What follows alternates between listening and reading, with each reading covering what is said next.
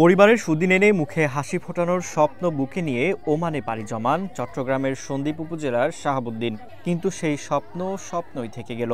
ওমানে সড়ক দুর্ঘটনায় মর্মান্তিক মৃত্যু হয় তার।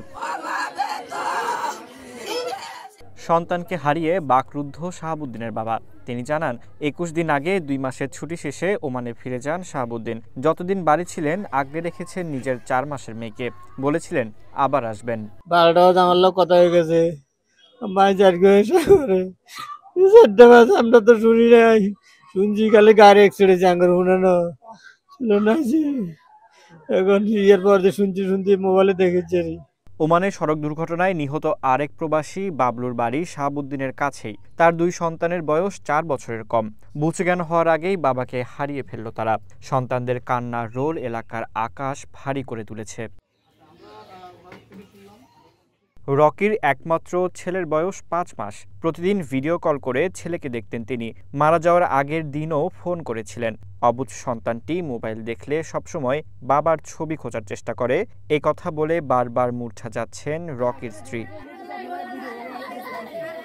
বুধবার মাছ ধরার উদ্দেশ্যে ৯ বাংলাদেশি শ্রমিককে নিয়ে একটি মাইক্রোবাস দুকুম সিদরার দিকে যাচ্ছিল। পথে বড় একটি ফিশিং কন্টেইনার ট্রাকের সঙ্গে মাইক্রোবাসটির মুখোমুখি সংঘর্ষ হয়। সংঘর্ষ এতটাই ভয়াবহ ছিল যে ঘটনাস্থলেই ৮ জন বাংলাদেশি শ্রমিক মারা যান।